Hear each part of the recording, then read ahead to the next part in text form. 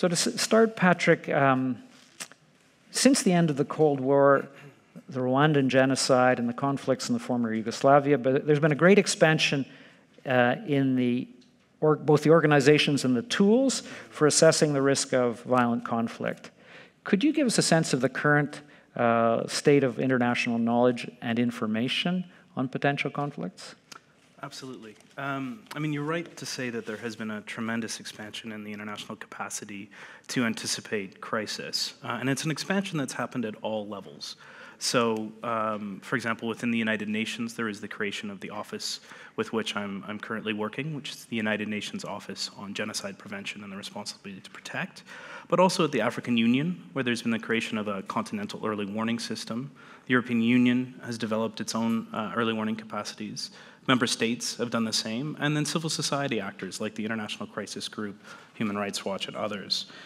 So what we have now is a real breadth of tools available for trying to anticipate crisis. And this is a very important step forward. I mean, we've gone from having unreliable and sometimes inadequate and inequitably distributed information about crisis to now a much better coverage. But I think it's also fair to say that that growth in capacity has not always yielded what we might hope for in terms of action. And we've encountered a number of new challenges. One is intimately related with the growth of early warning itself. So now the question is, with the glut of information available, how do we find the signal in the noise?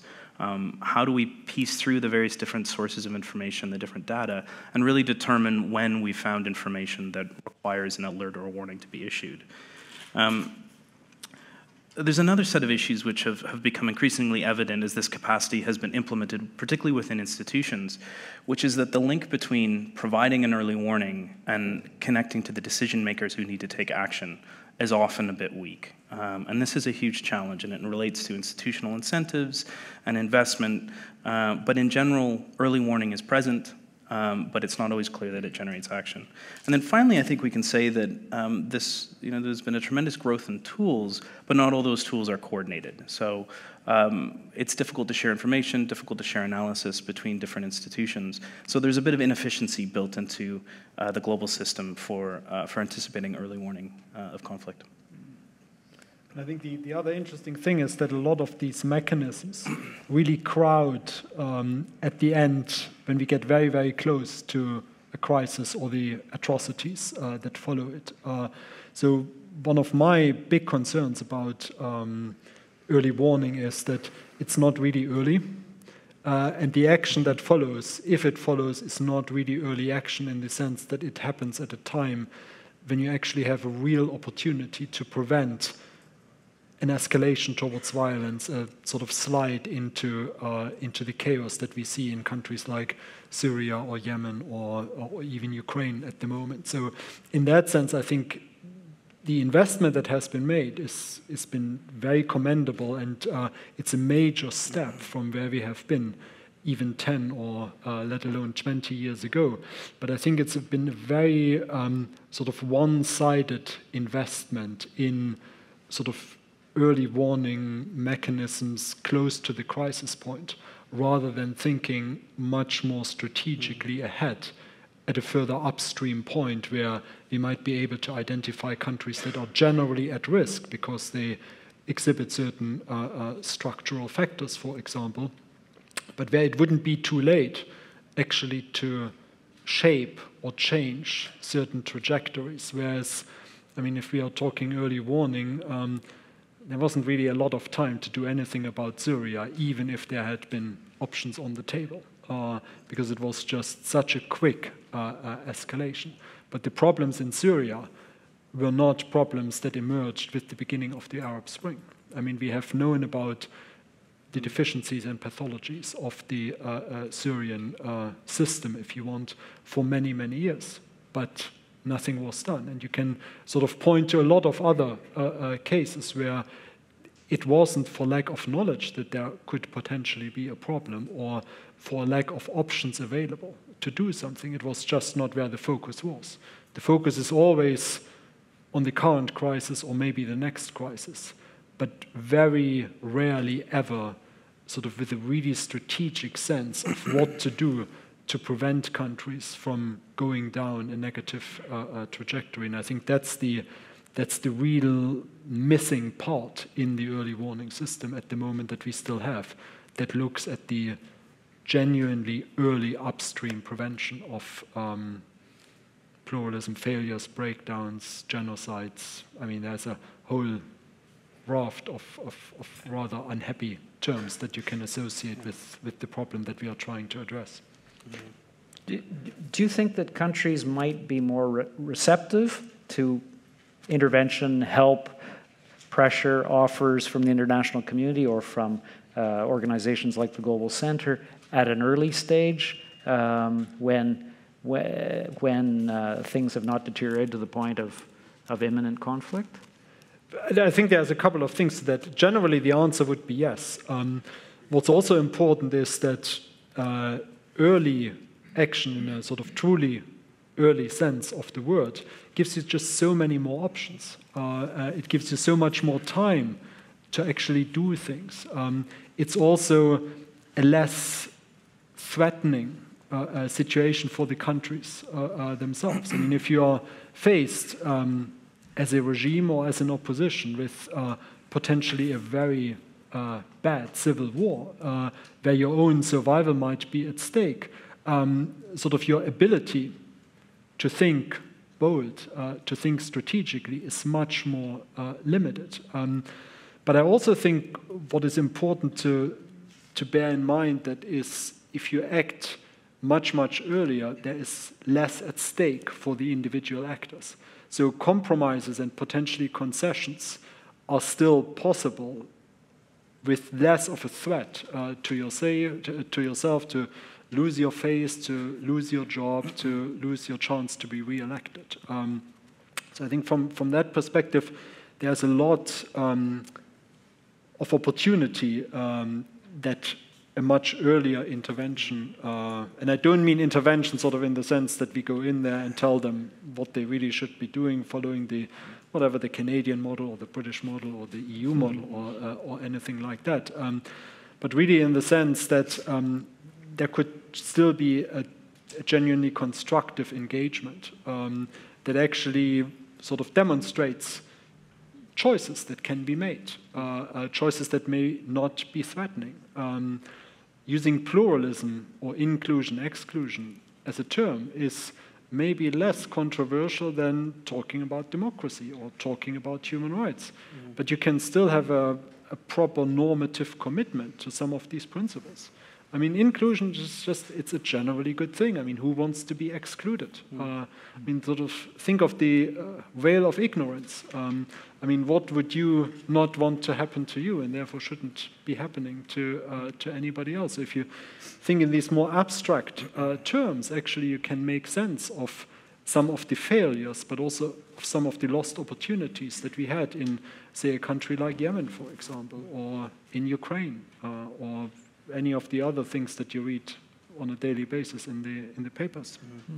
I think, I mean, I agree entirely with that, and I think the important point is that earlier prevention it's smart policy, but it's also a smart investment as well. The kinds of engagement that you can have in an early stage before latent risk escalates into crisis is much cheaper, frankly. And that's really important at a time when the international community is struggling to deal with a host of crises. I mean, the peacekeeping budget for the United Nations at the moment is $8.5 billion. There's 120,000 peacekeeping personnel in the field.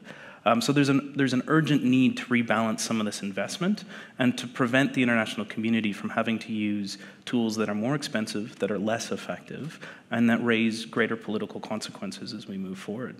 It's a huge challenge, and I think part of the challenge in the early warning space is being willing to engage when you understand that there are general risks present in a country, but before those risks manifest into a specific crisis. So Nigeria is a great example of this. Poverty rates in northern Nigeria, so that the percentage of the population in northern Nigeria living under the poverty line is 72%. In southern Nigeria, it's 27%. So that tells you that there have been persistent inequalities within the country. We don't know over the long term exactly how that would manifest into crisis, but we can expect that it would generate negative consequences. Now we face Boko Haram.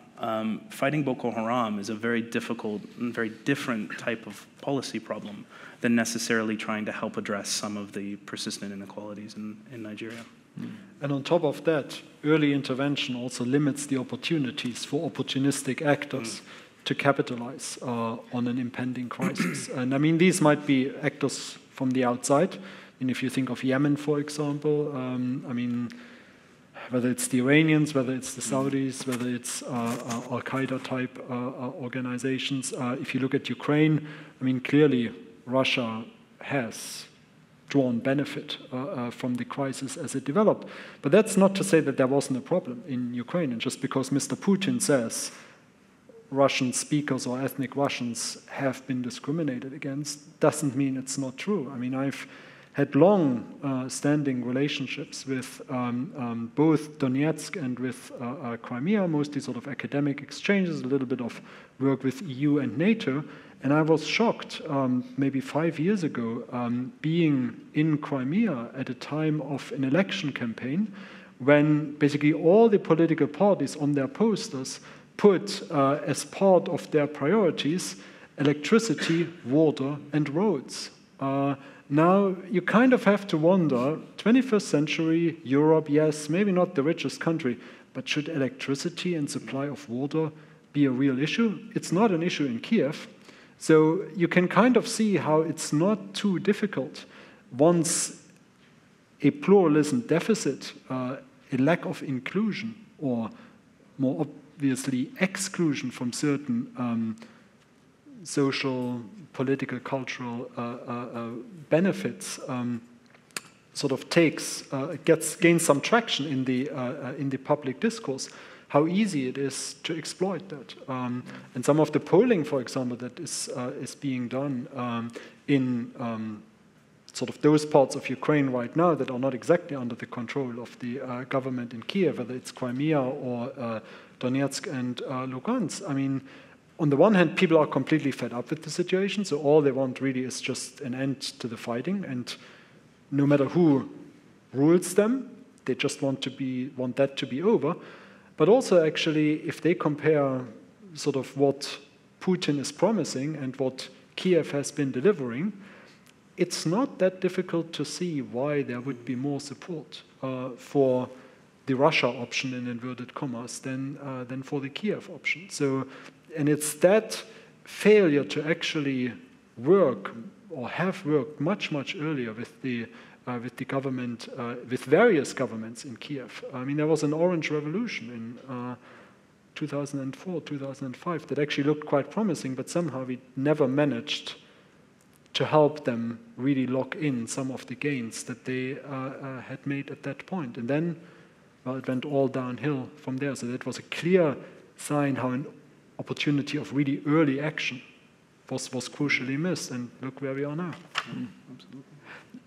Patrick, drawing on your experience at the UN, I mean, if I understood your initial remarks, one of the points you made, the important points, was that there have been a lot of information, and a lot of information conveyed to governments, but that link to action hasn't been clear. And so that suggests that there's a weakness of political will to deal with. And thinking Rwanda was a case in point. General Dallaire issued very explicit warnings at a very late stage, of course. How might, it's one thing for an organization like the Global Center for Pluralism to think about how it could approach both governments and civil society early on and suggest that information and knowledge from elsewhere could be deployed for their benefit. But how to make the case to those governments who are now, in effect, failing to address many crises effectively, that they should also put energies into this kind of early engagement and dissuasive activity that you two are suggesting? I mean, this is a perennial problem for conflict prevention, and there's a couple of things driving this. I mean, one is that crisis management tends to absorb most of the time spent in international institutions, member states, because it's immediate, and frankly, there's a capacity question. There's not much left over to think strategically at the early stage. And that's a question that member states, institutions, civil society actors need to think about in terms of where they invest their resources. There's another perennial challenge with prevention, in that it's very difficult to prove that you've done it successfully. Right? The best prevention efforts, nothing happens. And then, of course, you can't take credit for it either, which then means you can't justify the resources that you put into it.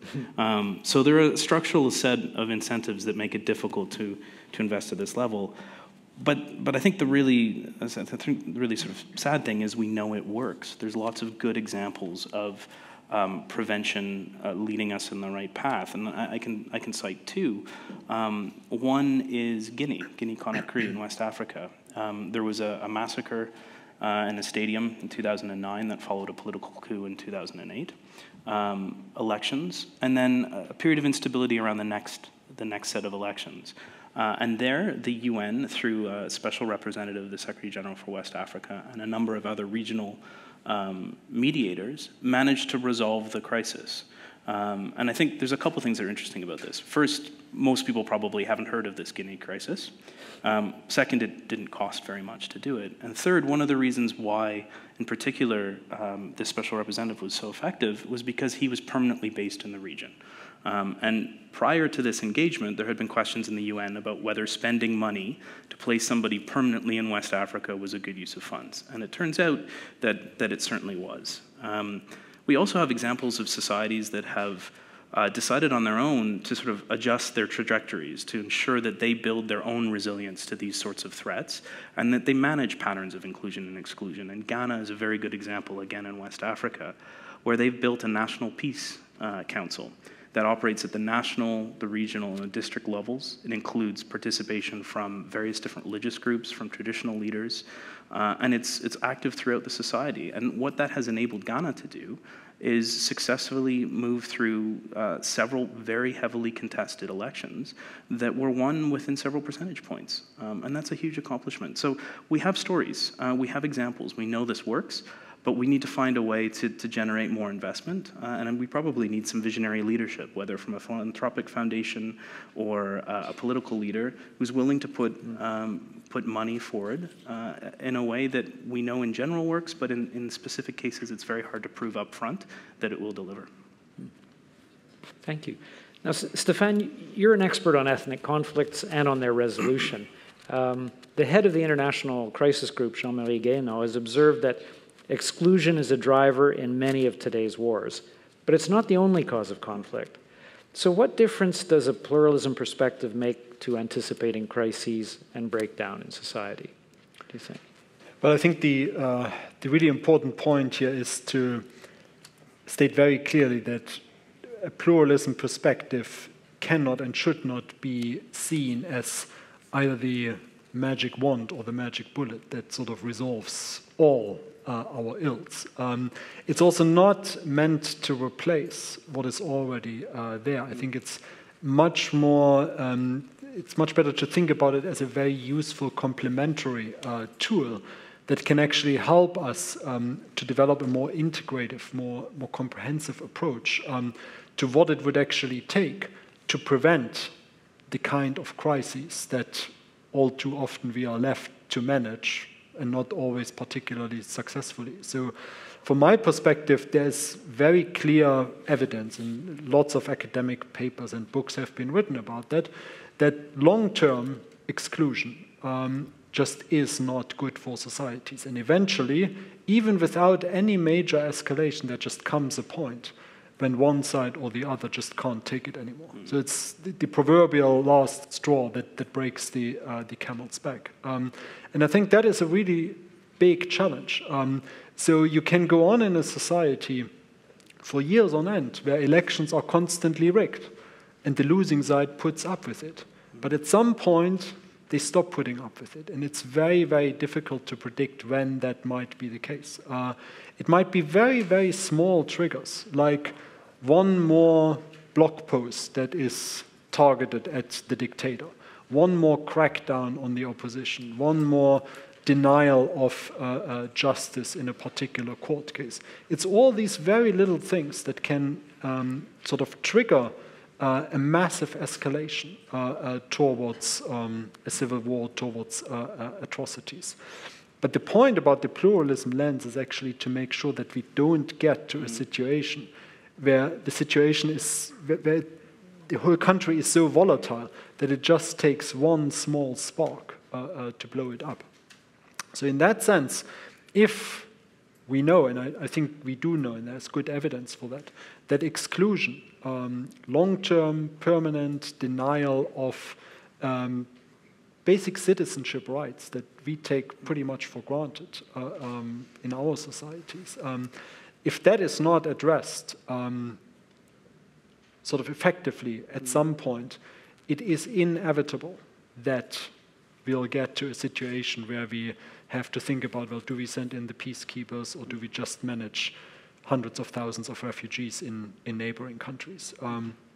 So the point then actually becomes to think about this really as the problem is not diversity in societies, the problem is how we actually manage diversities. And the pluralism lens, I think, is a very useful tool to identify and work with one particular mechanism that can help us manage all these pluralism challenges, namely to make sure that a society is more inclusive, has a more inclusive notion of what citizenship means, extends citizenship rights across the spectrum, regardless of whether you believe in one religion, you speak one language, you belong to one particular ethnic or cultural group, or whatever sort of the divides in a particular society might be. And then it is sort of from that perspective a much more proactive management, a much wider range of options and choices that you have that do not need to be seen as threatening. So you don't then have to go in with the big stake of you violate human rights, or you are not democratic, and you are not this, and you are not that, all of which are very, well, obviously controversial concepts. And certainly the past 10 years have not exactly done us much good in terms of making the world a better place, when everything is basically seen through the specter of a global war on terrorism. And that does not help with managing pluralism challenges in countries that, for one reason or another, may just not want to embrace or not be able or willing to embrace some of the concepts that we think are very important. But pluralism then actually gives us an opportunity to still have a normative commitment to something that is intuitively a good thing, inclusion, or to be against something that is not good, exclusion. So I think in that sense we have a quite valuable, almost terminological tool at our hands here that can be much more inclusive, so no pun intended here, in terms of what we can do with it and who we can engage with on the basis of talking about inclusion and exclusion rather than democracy, human rights, justice, rule of law, and so on and so forth. None of which are bad things. I'm not against any of these. So let's just be clear here. We are on the record. So I'm not against any of that, but I think there are sometimes situations where sort of more gradual, incremental approach actually has much better effects and certainly lets us avoid some of the disastrous outcomes that you have when you try to impose regime change on a country because you think you know best and everybody should have the American presidential system.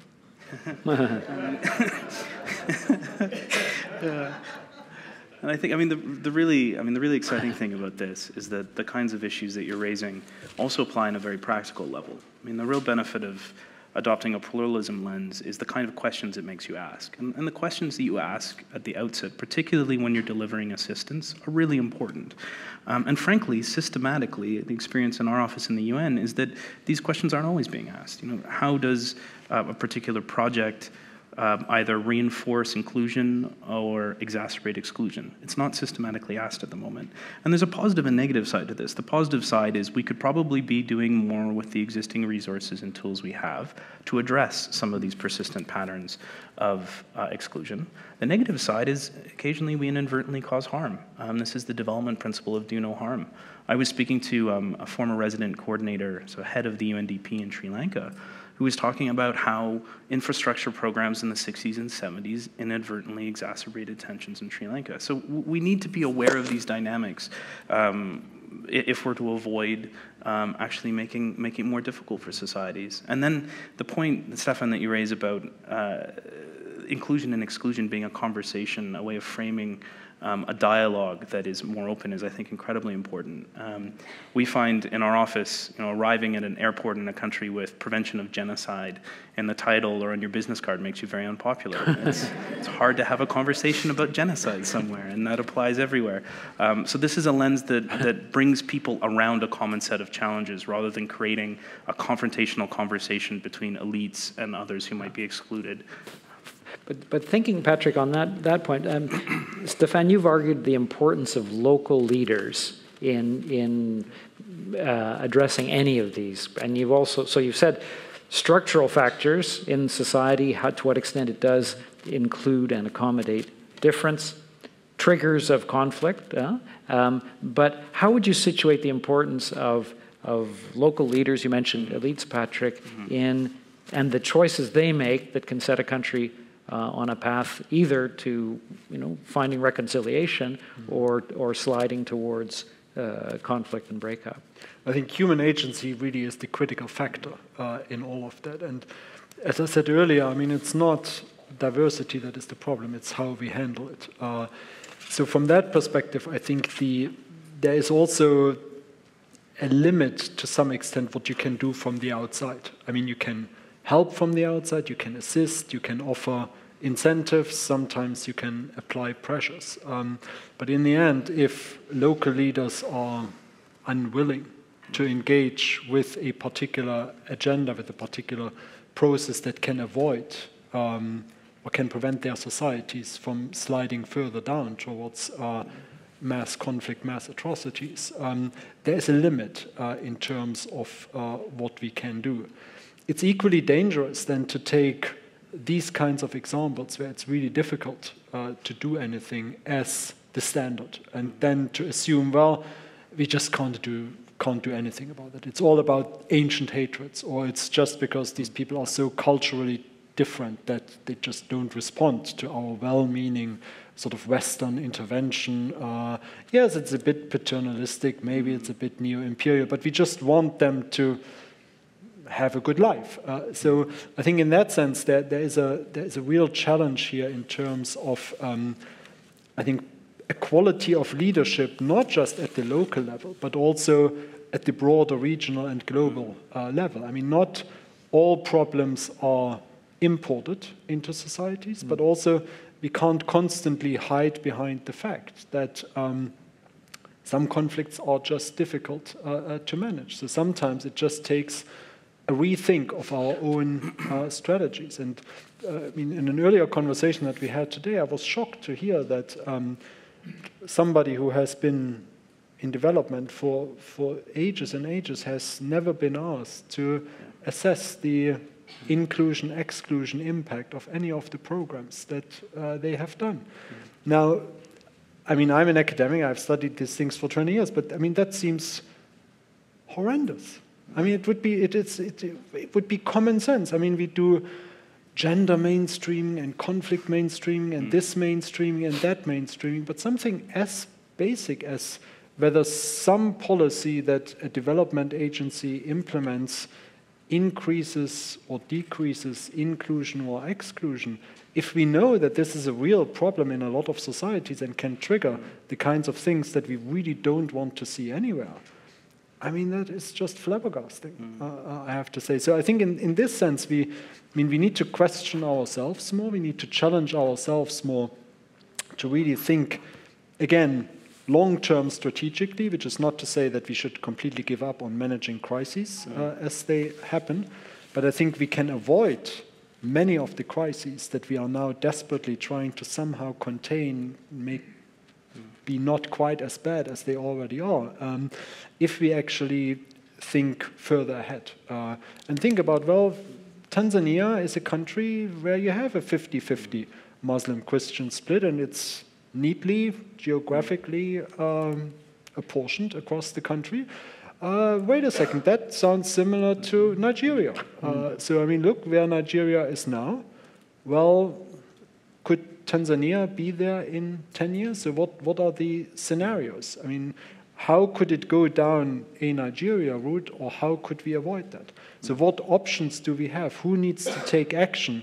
In what way, at what point? And that doesn't take a lot. I mean, that takes a bunch of academics to sort of look at these things, engage with some policymakers. That doesn't cost you the millions and millions that it costs now for the Nigerians to run their, well, all the things that they run, I don't even want to know. Yeah, and I think the really important point you're raising, particularly with the Tanzania-Nigeria comparison, is that we need to look much further afield for solutions. It's in West Africa, the Ghana example I mentioned earlier is something that other countries in the region are looking to. It's much more likely that the experience of institution building in Ghana might help Cote d'Ivoire than particularly porting the Canadian experience over. So we need to be cognizant of those who might be able to offer helpful advice. And I think there's an important reason for this, which is that formal institutions are particularly important, but so are informal practices. And so what you really need is engagement, assistance, lessons that reflect the fabric of that society, that reflect a perspective that understands the way in which things work, both officially and unofficially, and how those two levels work together.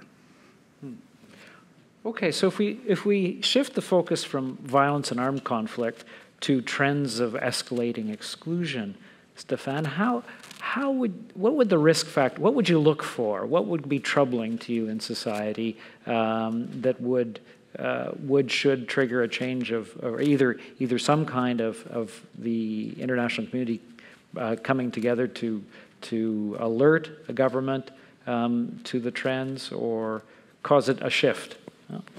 I think we have to, in a way, I mean, find a set of indicators that would tell us there's something wrong here with the inclusion-exclusion balance. And I think that's not too difficult to do. I mean, a lot of these trends you already find monitored by the World Bank, by regional organizations. So, I mean, if you have income distribution inequalities, if you have inequalities in terms of access to education, if you have discrimination against particular religious communities, I mean, all of these things, that's material that's out there that you can relatively easily obtain. I mean, Western countries have a tendency to have embassies that can pick up on sort of data like that. So I don't think that's the actual problem is not getting the data, but as Patrick has said earlier, there is so much of this data out there now. And what I think we need to be better able to do is ask the right questions of these data. And I think what's very helpful here is to look back at cases where we have seen pluralism failures and breakdowns, but also look back at cases where actually a very dangerous situation has been turned around or has been recovered. So if you want sort of doing retrospective analyses of how a breakdown or failure has happened, or how there were critical junctures at which people made choices that inevitably drove them down into disaster or that helped them recover. I think that's the kind of more global knowledge base that we need to build, which then can actually do this point that Patrick just raised, which is, I mean, we have to be more imaginative in terms of the solutions that we offer countries, and just sticking to one model that we are familiar with, even though we know that it doesn't really work in many places, but it's kind of what we do. So we have an obligation to just try it one more time. Maybe this time it will work. that's not the right approach. I think that there has to be a broader understanding of all the different options available, and then thinking through different scenarios, what applying one particular option might mean. And then have a discussion with governments, with civil society actors, with businesses, what it would mean. And whether they want to make a short-term decision, win the next election, meet your annual profit targets, whatever it might be, or whether they want to take a really long-term view and say, well, maybe if I am a bit more strategic now, the overall benefit would be much greater. And that's then also a point where the international community can come in and can offer incentives and can say, well, we realize that's a bit difficult for you now, but here is something where we can help you organize a particular kind of change, manage a change in a way that it has fewer negative consequences for the country. Or put pressure on people and say, well, if you don't do this, then we have our ways and means to make life more difficult for you. And both of these have a place in the, if you want, in the toolkit that international, regional actors and organizations should apply. But again, it's about being sensitive to the context and also taking some of these discussions offline. So not everything has to be communicated from Washington or Brussels with a megaphone, but sometimes it's useful to actually just have quiet discussions in a closed room without great media presence. I mean, I think I agree with everything that Stefan has said there, and I just would add one other point, which is that we need to be. I mean, one of the strongest predictions of patterns of exclusion re-erupting into communal violence of various sorts is a history of that violence in the first place. So we do also need to be paying attention to countries that have had this type of experience. But that also comes with an important caveat, because I think sometimes, well, the data shows that these types of extreme exclusion are closely related with armed conflict and political instability, but not exhaustively so. And so we need to think of these cases, but also be aware of the others that seem stable, but nonetheless have serious problems with exclusion. And the worst case at the moment is North Korea, where there's a Commission of Inquiry report that has concluded that crimes against humanity are being committed. And so we need to think about different types of cases and need to be aware of histories, but also of those societies that may not fall into a kind of society-wide crisis, but may have really pernicious forms of exclusion happening at the same time. So, Patrick, can you expand on that list? I mean, I'm trying to think of the for instances, countries where you think that they aren't on the verge of conflict, but that have structural problems that could lead to breakdown. Yeah. And maybe not as extreme as North Korea, but heading that way? Yeah, I mean, I can stay in the region, and I think, another example would be Myanmar, which is managing a very difficult political transition, but obviously has a real problem with its minority relations with the Rohingya. And then I think, in general, there are a number of other countries that have these sorts of dynamics in play, but haven't quite risen to that level yet. But I think I'd stick with Myanmar as another example of one that is not yet armed conflict, but nonetheless has this pocket of extreme exclusion. Stefan, you've worked a lot in the Middle East. What would be on list of worries? Actually, I wanted to make a case about Eastern Europe right now, but I can come to back to the Middle East as well.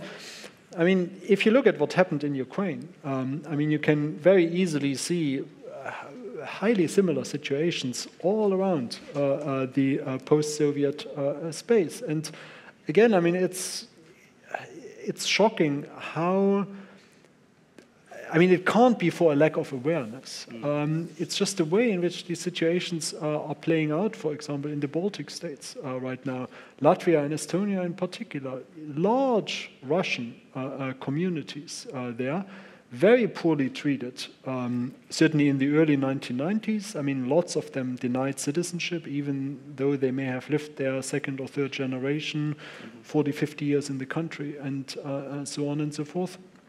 And again, now, I mean, it's much more of a sort of a sense of entitlement by titular nations and a sense of sort of historic rights and wrongs that are utterly unhelpful to managing or preventing a breakdown in these societies right now. And it doesn't take much for Moscow to instigate some very serious trouble there. You can look at Moldova, another country that is deeply divided, and I'm not just thinking about the conflict in Transnistria here. I mean, opinion polls from last year suggested that after almost 20 years of EU engagement in Moldova, literally hundreds of millions of euros spent, the country was pretty much split evenly, 42-43% in favor of more integration with Russia and more integration with Europe. You can't ignore these things. You can't just talk them away and say, well, it's the right thing for Moldova to make a pro-European choice. Yes, it is, but not at the exclusion of almost half of your population. Then if you think of the Middle East, well, I mean, one of the examples that you mentioned before, where I have had some involvement in peace negotiations, none of which, by the way, testify to my great skill in this case, is Yemen. I mean, Yemen is basically already experiencing a major failure of well, basically everything that you can think of, has done so for years, and it's very difficult to see any really constructive way out of this situation. But then if you look around the Gulf, I mean, it's not so straightforward there either. I mean, I don't think that the situation in Bahrain is completely under control now, and certainly not in a way under control that we would think actually sort of the balance between inclusion and exclusion has been gotten right there. I think Iran is domestically still quite a touchy situation, and it's difficult to sort of see how relations with Iran will develop more generally over the next couple of years. But also you have this increasingly violent divide between Sunni and Shia across the Middle East. I mean, that is a really dangerous situation that affects most of the Middle Eastern countries. And I think managing sort of pluralism or inclusion and exclusion, not just on a country-by-country basis, but also keeping in mind that there are very often quite complex regional dynamics at play. That's another way, I think, in which a pluralism lens can really help us think about problems before they actually come to the point that a minority Shia regime thinks it fights for its survival versus a minority Sunni regime that has just been replaced next door. So talking about Syria and Iraq at the moment. So from that perspective, I hesitate to name any countries that I see on a positive trajectory at the moment. Maybe Tunisia, yeah, you said? Yeah. Better than others, yeah. Yes. Yeah. That is, I would definitely agree with that. Yes. So maybe a last question before we turn it to the audience to hear from them. You've hinted at this, but how would you give sharper definition to when you think early warning is needed and most effective? Of course, it'll depend on each case, but is it at the first signs of tension or of intercommunal violence, or what should it be? I pass that to Patrick. I mean, I think what we've been talking around in some ways for the past little while is really whether we might need to rethink the lens of early warning itself. So I think what we're talking about is less a kind of an imminent alert about a crisis, and more about trying to understand changes in the way that societies deal with inclusion and exclusion, monitoring negative trends, understanding the kind of trajectories that a society is on, and then that will give you a sense of what some of the underlying structural risks are. And then the next question is, can we identify, I think what Stefan referred to as critical junctures, these moments where decisions within a society open up a range of paths of possibilities. And we generally know what these kinds of critical junctures look like. I mean, shifts in balance of power and the distribution of resources in the society. Sudden shifts in a regime are a very obvious way of understanding this. And so I think what we are talking about in pluralism terms at this upstream level is something that is quite different than the sort of technical project of early warning. I think that's important because I think that's where there is added value that will help drive forward some of the ways in which we use the existing tools we have. If we continue to focus early warning on the late stage, frankly, there's lots of capacity that exists, and the challenge there really is generating the action. So it's a different conception of the warning and a different timing of when.